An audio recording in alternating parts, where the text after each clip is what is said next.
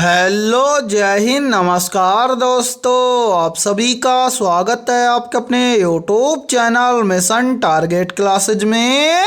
आज के इस क्लास में हम रेलवे ग्रुप डी परीक्षा 2025 के लिए पांचवा प्रैक्टिस सेट लेकर आए हैं और इस पांचवें प्रैक्टिस सेट के अंदर हमने बहुत ही इंपॉर्टेंट क्वेश्चनों को कवर किया है। और मेरे भाई ये सभी क्वेश्चन आपके रेलवे ग्रुप डी एग्जाम 2025 के लिए भी इंपॉर्टेंट रहेंगे, इसलिए इस पांचवें प्रैक्टिस सेट को आपको कंप्लीट देखना है और इस प्रैक्टिस सेट के एंड में आपको बताना है कि आपके टोटल कितने क्वेश्चन है सही होते हैं। और यदि आप इस यूट्यूब चैनल से पहली बार जुड़े हैं तो इस यूट्यूब चैनल को कर लीजिए सब्सक्राइब और बेल आइकन को प्रेस करना, ताकि ऐसी शानदार क्लास का नोटिफिकेशन आपको सबसे पहले देखने को मिले। तो चलिए शुरू करते हैं आज के इस पांचवें प्रैक्टिस सेट को बिना देरी के। पहला प्रश्न है आप सभी के सामने, नीचे दिए गए विकल्पों में से संबंधित संख्या को चुनिए। यानी कि पहला प्रश्न आप सभी के सामने नंबर एनालॉजी से संबंधित प्रश्न दिया गया है और आपसे पूछा गया है कि इस प्रश्न चिन्ह के स्थान पर कौन सी संख्या आएगी। तो मेरे भाई इस टाइप के प्रश्न को आप एग्जाम में देखते ही फटाफट से कैसे सोल्व करेंगे, तो वो देखिए जब भी इस टाइप का प्रश्न आपको एग्जाम में दिया जाए तो आपको क्या करना है। सबसे पहले तो आपको यहाँ पर पता करना है कि 10 का संबंध यहाँ पर 110 के साथ में कैसे है। यानी कि जिस प्रकार से 10 का संबंध 110 के साथ में है, सेम उसी प्रकार से हम यहाँ पर बताएंगे कि 17 का संबंध किस संख्या के साथ में होगा। तो मेरे भाई यहाँ पर देखिए इस प्रश्न को किस लॉजिक के आधार पर सोल्व किया गया है। तो यहाँ पर हम क्या करेंगे, सबसे पहले तो यहाँ पर पता करेंगे कि 10 से यहाँ पर 110 कैसे बना है। तो यहाँ पर 10 से 110 बनाने के लिए क्या किया गया है, सबसे पहले तो इस 10 का किया गया है स्क्वायर। तो मेरे भाई यहाँ पर देखिए 10 का स्क्वायर कितना होता है, तो आप सभी को पता है कि 10 का स्क्वायर होता है 100। अब 100 से 110 बनाने के लिए क्या किया गया है, इस 100 के अंदर इसी 10 को ऐड किया गया है। यदि हम 100 के अंदर 10 को ऐड कर देंगे तो यहाँ पर बन जाएगा 110। और यहाँ पर देखिए 110 आप सभी के सामने दिया गया है। अब हम भी क्या काम करेंगे, यही सेम लॉजिक लगाएंगे इस 17 के अंदर और इस 17 से इस प्रश्न चिन्ह की वैल्यू ज्ञात करेंगे। तो करेंगे क्या, सबसे पहले तो इस 17 का करेंगे स्क्वायर। तो यहाँ पर देखिए 17 का स्क्वायर कितना होता है, तो मेरे भाई 17 का स्क्वायर होता है 289 और इस 289 के अंदर हम क्या कर देंगे, इसी 17 को ऐड कर देंगे। तो यहाँ पर देखिए 289 और 17 मिलकर बन जाएगा 306। यानी कि इस प्रश्न चिन्ह के स्थान पर संख्या भरी जाएगी 306। अब हमें देखना है कि संख्या 306 किसी ऑप्शन में है, तो आंसर है संख्या 306 हमें दी गई है ऑप्शन बी के अंदर है। तो पहले प्रश्न के अंदर ऑप्शन बी हो जाएगा सभी का करेक्ट आंसर है। तो उम्मीद करता हूं कि पहला प्रश्न आपको अच्छे से क्लियर हो गया होगा और जब भी इस टाइप का प्रश्न आपको एग्जाम में दिया जाएगा तो आप फटाफट से सोल्व कर लेंगे। ठीक है, तो चलिए फिर अगला प्रश्न देखते हैं। दूसरा प्रश्न है आप सभी के सामने, लाफिंग गैस का रासायनिक नाम क्या है। ऑप्शन ए है नाइट्रस ऑक्साइड, ऑप्शन बी है क्लोरोपिक्रीन, ऑप्शन सी है मीथेन और ऑप्शन डी है ओजोन। तो यहाँ पर देखिए इन चारों में से करेक्ट आंसर हो जाएगा सभी का ऑप्शन है ए, यानी कि लाफिंग गैस का रासायनिक नाम है नाइट्रस ऑक्साइड। तो दूसरे प्रश्न के अंदर करेक्ट आंसर हो जाएगा सभी का ऑप्शन है ए। तो चलिए फिर अगला प्रश्न देखते हैं। तीसरा प्रश्न है आप सभी के सामने, उत्तर पश्चिम रेलवे का मुख्यालय कहां पर स्थित है। ऑप्शन ए है अमृतसर में, ऑप्शन बी है जयपुर में, ऑप्शन सी है अहमदाबाद में और ऑप्शन डी है मुंबई में। तो जल्दी से बताइए इन चारों में से करेक्ट आंसर है क्या होगा। आपसे पूछा गया है कि उत्तर पश्चिम रेलवे का मुख्यालय कहाँ पर स्थित है। तो यहाँ पर देखिए इन चारों में से करेक्ट आंसर हो जाएगा सभी का ऑप्शन है बी, यानी कि उत्तर पश्चिम रेलवे का मुख्यालय जयपुर में स्थित है। तो तीसरे प्रश्न के अंदर करेक्ट आंसर हो जाएगा सभी का ऑप्शन है बी। और मेरे भाई यहाँ पर देखिए आप सभी के लिए बहुत ही इंपॉर्टेंट सूचना है। यदि आप पहली बार के अंदर रेलवे ग्रुप डी एग्जाम 2025 को क्रैक करना चाहते हैं तो हमने आपके रेलवे ग्रुप डी एग्जाम 2025 के लिए जीके, जीएस, साइंस, मैथमेटिक्स और रीजनिंग यानी कि ऑल सब्जेक्ट के ऊपर 21,000 प्लस मोस्ट इंपोर्टेंट क्वेश्चनों का पीडीएफ सेट तैयार किया है। और जो भी अभ्यर्थी ये पीडीएफ सेट लेना चाहता है वो हमारे इस व्हाट्सएप नंबर पर कांटेक्ट करके ले सकता है। और मेरे भाई इस पीडीएफ सेट की प्राइस हमने रखी है मात्र और मात्र 51 रुपये, यानी कि 51 रुपये की फीस के अंदर आपको 21,000 प्लस रामबाण क्वेश्चनों का पीडीएफ सेट दिया जाएगा। और मैं आप सभी को एक गारंटी देता हूँ, यदि आप एग्जाम से पहले इन 21,000 क्वेश्चनों को अच्छे से तैयार कर लेते हो तो आप पहली बार के अंदर रेलवे ग्रुप डी एग्जाम को क्रैक कर जाओगे। ठीक है, तो चलिए फिर अगला प्रश्न देखते हैं। चौथा प्रश्न है आप सभी के सामने, किस स्वतंत्रता सेनानी को नेताजी कहा जाता है। ऑप्शन ए सुभाष चंद्र बोस को, ऑप्शन बी है चंद्रशेखर आजाद को, ऑप्शन सी है भगत सिंह को और ऑप्शन डी है बाल गंगाधर तिलक को। तो जल्दी से बताइए इन चारों में से करेक्ट आंसर क्या होगा। आपसे पूछा गया है कि किस स्वतंत्रता सेनानी को नेताजी कहा जाता है। तो यहाँ पर देखिए इन चारों में से करेक्ट आंसर हो जाएगा सभी का ऑप्शन है ए, यानी कि सुभाष चंद्र बोस को नेताजी कहा जाता है। तो चौथे प्रश्न के अंदर करेक्ट आंसर हो जाएगा सभी का ऑप्शन है ए। तो चलिए फिर अगला प्रश्न देखते हैं। पांचवा प्रश्न है आप सभी के सामने, नीचे दिए गए विकल्पों में से संबंधित संख्या को ज्ञात कीजिए। यानी कि पांचवा प्रश्न आप सभी के सामने नंबर एनालॉजी से संबंधित प्रश्न दिया गया है और आपसे पूछा गया है कि इस प्रश्न चिन्ह के स्थान पर कौन सी संख्या आएगी। तो मेरे भाई इस टाइप के प्रश्न को आप एग्जाम में देखते ही फटाफट से कैसे सोल्व करेंगे, तो वो देखिए जब भी इस टाइप का प्रश्न आपको एग्जाम में दिया जाए तो आपको क्या करना है। सबसे पहले तो आपको यहां पर पता करना है कि 8 से यहां पर 32 कैसे बना है। यानी कि जिस प्रकार से 8 से यहां पर 32 बना है सेम उसी प्रकार से हम यहां पर बताएंगे कि 14 से इस प्रश्न चिन्ह के स्थान पर कौन सी संख्या आएगी। तो मेरे भाई यहां पर ध्यान से समझिए इस प्रश्न को किस लॉजिक के आधार पर सोल्व किया गया है। तो यहां पर देखिए सबसे पहले हम क्या करेंगे, यहां पर पता करेंगे कि 8 से यहां पर 32 कैसे बना है। तो यहां पर 8 से 32 बनाने के लिए क्या किया गया है, सबसे पहले इस 8 को 2 से भाग किया गया है। तो मेरे भाई 8 को 2 से भाग करेंगे तो यहां पर कितना आ जाएगा, यहां पर आ जाएगा 4। अब 4 से 32 बनाने के लिए क्या किया गया है, इस 4 का मल्टीप्लाई किया गया है इसी 8 के साथ में। तो यहां पर देखिए 4 का मल्टीप्लाई 8 के साथ में करेंगे तो यहां पर बन जाएगा 8 चौक 32 और 32 यहां पर आप सभी के सामने दिया गया है। अब हम भी क्या काम करेंगे, यही सेम लॉजिक लगाएंगे इस 14 के अंदर और इस 14 से इस प्रश्न चिन्ह की वैल्यू ज्ञात करेंगे। तो करेंगे क्या, सबसे पहले तो इस 14 को हम क्या कर देंगे, 2 से भाग कर देंगे। तो मेरे भाई यहां पर देखिए 14 को 2 से भाग कर देंगे तो यहां पर आएगा कितना, 7 है। अब इस 7 का हम क्या कर देंगे, इसी 14 के साथ में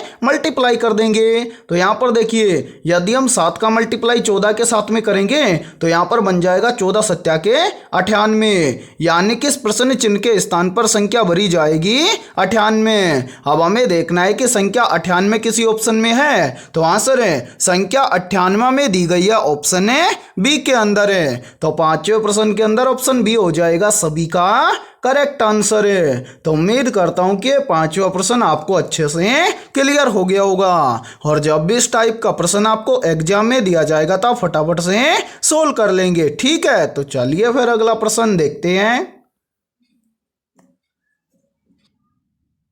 छठा प्रश्न है आप सभी के सामने, निम्न में से कंचनजंगा पर्वत किस राज्य में स्थित है?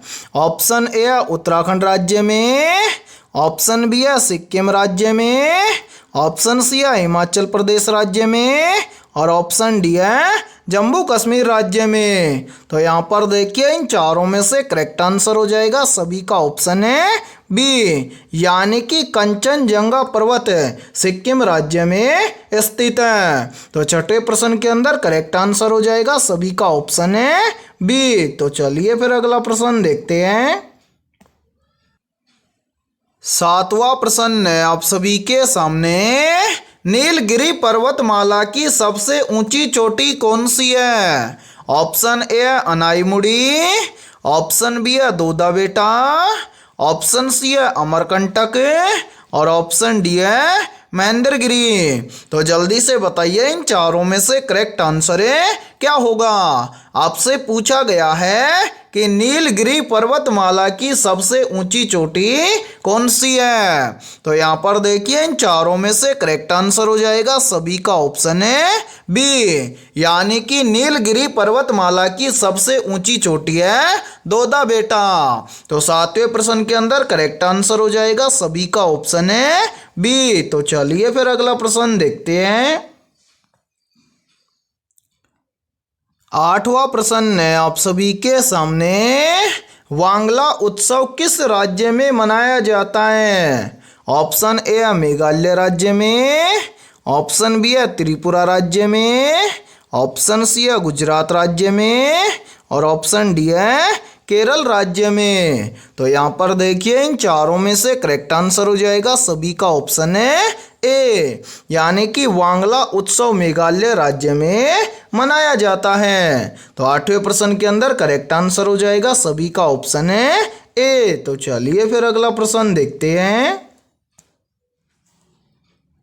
नौवां प्रश्न है आप सभी के सामने, राष्ट्रीय खेल दिवस किस खिलाड़ी की याद में मनाया जाता है? तो यहाँ पर देखिए इन चारों में से करेक्ट आंसर हो जाएगा सभी का ऑप्शन है सी, यानी कि राष्ट्रीय खेल दिवस खिलाड़ी ध्यानचंद की याद में मनाया जाता है। तो नौवें प्रश्न के अंदर करेक्ट आंसर हो जाएगा सभी का ऑप्शन है सी। तो चलिए फिर अगला प्रश्न देखते हैं। 10वां प्रश्न है आप सभी के सामने, कौन सा तत्व जल के साथ मिलकर हाइड्रोजन गैस उत्पन्न करता है? मेरे भाई मोस्ट इंपोर्टेंट प्रश्न है ये, तो जल्दी से कमेंट सेक्शन के अंदर कमेंट करके बताइए कि 10वें प्रश्न के अंदर करेक्ट आंसर है क्या होगा। तो यहाँ पर देखिए जिस भी अभ्यर्थी ने 10वें प्रश्न के अंदर ऑप्शन डी को लॉक किया है या ऑप्शन डी को कमेंट किया है, तो उन सभी का करेक्ट आंसर हो जाएगा ऑप्शन है डी, यानी कि जिंक तत्व जल के साथ मिलकर हाइड्रोजन गैस उत्पन्न करता है। तो 10वें प्रश्न के अंदर करेक्ट आंसर हो जाएगा सभी का ऑप्शन है डी। और मेरे भाई यहाँ पर देखिए यदि ये क्लास आपको पसंद आ रही है तो जल्दी से एक बार इस क्लास को लाइक कर दीजिए, और यदि आप इस चैनल से पहली बार जुड़े हैं तो इस चैनल को कर लीजिए सब्सक्राइब और बेल आइकन को प्रेस करना, ताकि ऐसी शानदार क्लास का नोटिफिकेशन आपको सबसे पहले देखने को मिले। और मेरे भाई इस क्लास के अंदर हमने बहुत ही इंपॉर्टेंट क्वेश्चनों को कवर किया है और सेम इसी प्रकार के क्वेश्चन आपके ग्रुप डी एग्जाम के अंदर पूछे जाते हैं, इसलिए सभी अभ्यर्थियों को इस क्लास के अंदर एंड तक बने रहना है और क्लास के एंड में आपको बताना है कि आपके टोटल कितने क्वेश्चन सही होते हैं। और इससे भी महत्वपूर्ण सूचना है क्या, यदि आप अपनी तैयारी को परखना चाहते हैं तो हमारा दूसरा यूट्यूब चैनल है मिशन टारगेट क्लासेज के नाम से। उस यूट्यूब चैनल पर मेरे भाई रोजाना सुबह 9:15 पर मॉक टेस्ट होता है, और ये मॉक टेस्ट सभी अभ्यर्थियों के लिए बिल्कुल फ्री हमने रखा है। तो जो भी अभ्यर्थी ये मॉक टेस्ट लगाना चाहता है और अपनी तैयारी को मजबूत करना चाहता है वो हमारे mission target classes YouTube channel को जरूर सब्सक्राइब करें, ठीक है। और आपके जितने भी दोस्त रेलवे ग्रुप डी एग्जाम की तैयारी कर रहे हैं तो उनके पास भी इस क्लास को ज्यादा से ज्यादा शेयर करें, ठीक है। तो चलिए फिर अगला प्रश्न देखते हैं। 11वां प्रश्न है आप सभी के सामने, एमरोल्ड आइलैंड के नाम से किस द्वीप को जाना जाता है? तो यहाँ पर देखिए इन चारों में से करेक्ट आंसर हो जाएगा सभी का ऑप्शन है बी, यानी कि एमरोल्ड आइलैंड के नाम से अंडमान निकोबार द्वीप को जाना जाता है। तो 11वें प्रश्न के अंदर करेक्ट आंसर हो जाएगा सभी का ऑप्शन है बी। तो चलिए फिर अगला प्रश्न देखते हैं। 12वां प्रश्न है आप सभी के सामने, निम्नलिखित में से चींटी में कौन सा एसिड पाया जाता है? या फिर देखिए इसी प्रश्न को एग्जाम के अंदर घुमाकर ऐसे भी पूछा जाता है कि चींटी के डंक में कौन सा एसिड पाया जाता है। तो यहाँ पर देखिए इन चारों में से करेक्ट आंसर हो जाएगा सभी का ऑप्शन है ए, यानी कि चींटी में पाया जाने वाला एसिड है फॉर्मिक एसिड। तो 12वें प्रश्न के अंदर करेक्ट आंसर हो जाएगा सभी का ऑप्शन है ए। तो चलिए फिर अगला प्रश्न देखते हैं। 13वां प्रश्न है आप सभी के सामने, भारत में संविधान दिवस कब मनाया जाता है? ऑप्शन ए है 26 जनवरी को, ऑप्शन बी है 15 अगस्त को, ऑप्शन सी है 26 नवंबर को और ऑप्शन डी है 2 अक्टूबर को। तो यहाँ पर देखिए इन चारों में से करेक्ट आंसर हो जाएगा सभी का ऑप्शन है सी, यानी कि भारत में संविधान दिवस मनाया जाता है 26 नवंबर को। तो 13वें प्रश्न के अंदर करेक्ट आंसर हो जाएगा सभी का ऑप्शन है सी। तो चलिए फिर अगला प्रश्न देखते हैं। 14वां प्रश्न है आप सभी के सामने, विद्युत धारा का मापन किसके द्वारा किया जाता है? ऑप्शन ए है वोल्टमीटर के द्वारा, ऑप्शन बी है एमीटर के द्वारा, ऑप्शन सी है गैल्वेनोमीटर के द्वारा और ऑप्शन डी है ओडोमीटर के द्वारा। तो जल्दी से बताइए कमेंट सेक्शन के अंदर कमेंट करके कि इन चारों में से करेक्ट आंसर क्या होगा। आपसे पूछा गया है कि विद्युत धारा का मापन किसके द्वारा किया जाता है और मेरे भाई मोस्ट इंपोर्टेंट प्रश्न है ये, चाहे तो आप इस प्रश्न का स्क्रीनशॉट भी ले सकते हैं। तो यहाँ पर देखिए इन चारों में से करेक्ट आंसर हो जाएगा सभी का ऑप्शन है बी, यानी कि विद्युत धारा का मापन एमीटर के द्वारा किया जाता है। तो 14वें प्रश्न के अंदर करेक्ट आंसर हो जाएगा सभी का ऑप्शन है बी। तो चलिए फिर अगला प्रश्न देखते हैं। 15वां प्रश्न है आप सभी के सामने, पाचन तंत्र में एंजाइम पेप्सिन कहाँ पाया जाता है?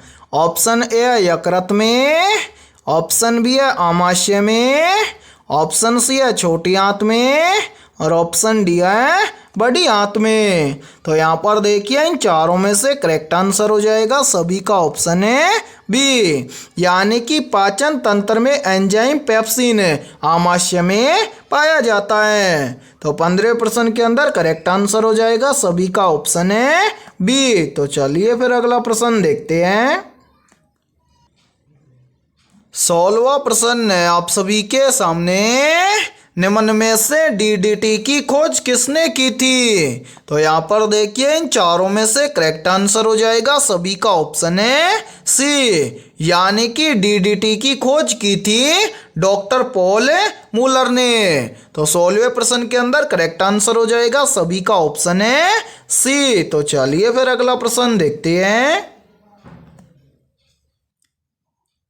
17वां प्रश्न है आप सभी के सामने, प्लासी युद्ध का मैदान किस राज्य में स्थित है? ऑप्शन ए है पश्चिम बंगाल राज्य में, ऑप्शन बी है उड़ीसा राज्य में, ऑप्शन सी है असम राज्य में और ऑप्शन डी है बिहार राज्य में। तो यहाँ पर देखिए इन चारों में से करेक्ट आंसर हो जाएगा सभी का ऑप्शन है ए, यानी कि प्लासी युद्ध का मैदान पश्चिम बंगाल राज्य में स्थित है। तो 17वें प्रश्न के अंदर करेक्ट आंसर हो जाएगा सभी का ऑप्शन है ए। और मेरे भाई यहाँ पर देखिए काफी बार यहीं से एक प्रश्न और पूछा जाता है, एग्जाम के अंदर पूछा जाता है कि प्लासी का युद्ध कब हुआ था। तो मेरे भाई याद रखना प्लासी का युद्ध हुआ था वर्ष 1757 में। ठीक है, तो चलिए फिर अगला प्रश्न देखते हैं। 18वां प्रश्न है आप सभी के सामने, निम्न में से सांबर झील किस राज्य में स्थित है? ऑप्शन ए उत्तर प्रदेश राज्य में, ऑप्शन बी है हरियाणा राज्य में, ऑप्शन सी है राजस्थान राज्य में और ऑप्शन डी है गुजरात राज्य में। तो जल्दी से बताइए इन चारों में से करेक्ट आंसर है क्या होगा। आपसे पूछा गया है कि निम्न में से सांबर झील किस राज्य में स्थित है। तो यहाँ पर देखिए इन चारों में से करेक्ट आंसर हो जाएगा सभी का ऑप्शन है सी, यानी कि सांबर झील राजस्थान राज्य में स्थित है। तो 18वें प्रश्न के अंदर करेक्ट आंसर हो जाएगा सभी का ऑप्शन है सी। तो चलिए फिर अगला प्रश्न देखते हैं। 19वां प्रश्न है आप सभी के सामने, कौन सी ग्रंथि शरीर का तापमान नियंत्रित करती है? तो यहाँ पर देखिए इन चारों में से करेक्ट आंसर हो जाएगा सभी का ऑप्शन है डी, यानी कि हाइपोथैलेमस नामक ग्रंथि शरीर के तापमान को नियंत्रित करती है। तो 19वें प्रश्न के अंदर करेक्ट आंसर हो जाएगा सभी का ऑप्शन है डी। और मेरे भाई यहाँ पर देखिए आप सभी के लिए बहुत ही इंपॉर्टेंट सूचना है, यदि आप पहली बार के अंदर रेलवे ग्रुप डी एग्जाम 2025 को क्रैक करना चाहते हैं तो हमने आपके रेलवे ग्रुप डी एग्जाम 2025 के लिए ऑल सब्जेक्ट के ऊपर लगभग 21,000 प्लस मोस्ट इंपोर्टेंट क्वेश्चनों का पीडीएफ सेट तैयार किया है। और जो भी अभ्यर्थी ये पीडीएफ सेट लेना चाहता है वो हमारे इस व्हाट्सएप नंबर पर कांटेक्ट करके ले सकता है। व्हाट्सएप नंबर है 7374826893। ये हमारा व्हाट्सएप नंबर है। इस व्हाट्सएप नंबर पर आप कांटेक्ट करके इस पीडीएफ सेट को ले सकते हैं। और मेरे भाई इस पीडीएफ सेट की प्राइस हमने रखी है मात्र और मात्र 51 रुपये, यानी कि नामात्र 51 रुपये की फीस के अंदर आपको रामबाण 21,000 प्लस क्वेश्चनों का पीडीएफ सेट दिया जाएगा। और ये सभी क्वेश्चन आपको फुल सॉल्यूशन के साथ में मिलने वाले हैं। और मैं आप सभी को एक गारंटी देता हूं, यदि आप रेलवे ग्रुप डी एग्जाम 2025 से पहले यदि आप इन 21,000 क्वेश्चनों को अच्छे से तैयार कर लेते हो तो आप पहली बार के अंदर रेलवे ग्रुप डी एग्जाम को क्रैक कर जाओगे। तो मेरे भाई जल्दी से जाइए और इस व्हाट्सएप नंबर पर आप कांटेक्ट करके इस पीडीएफ सेट को ले लीजिए और एग्जाम से पहले अपनी तैयारी को मजबूत बना लीजिए। ठीक है, तो चलिए फिर अगला प्रश्न देखते हैं। 20वां प्रश्न है आप सभी के सामने, भारत में पंचायती राज व्यवस्था की शुरुआत कब हुई थी? ऑप्शन ए वर्ष 1950 में, ऑप्शन बी वर्ष 1959 में, ऑप्शन सी है वर्ष 1962 में और ऑप्शन डी है वर्ष 1975 में। तो यहाँ पर देखिए इन चारों में से करेक्ट आंसर हो जाएगा सभी का ऑप्शन है बी, यानी कि भारत में पंचायती राज व्यवस्था की शुरुआत हुई थी वर्ष 1959 में। तो 20वें प्रश्न के अंदर करेक्ट आंसर हो जाएगा सभी का ऑप्शन है बी।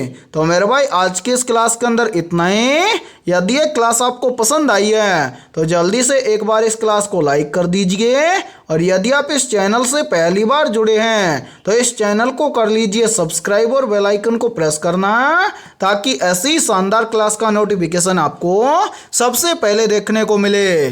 और आज के इस क्लास के अंदर हमने 20 बहुत ही इंपॉर्टेंट क्वेश्चन करवाए हैं। इन 20 में से आपके कितने क्वेश्चन सही हुए हैं सभी को कमेंट सेक्शन के अंदर कमेंट करके बताना है। और जिन भी अभ्यर्थियों के इन 20 में से लगभग 18 प्लस क्वेश्चन सही हुए हैं तो समझना उनकी तैयारी बेहतर है। तो फिर मिलते हैं ऐसे बेहतरीन क्वेश्चनों के साथ सुबह 7 बजे।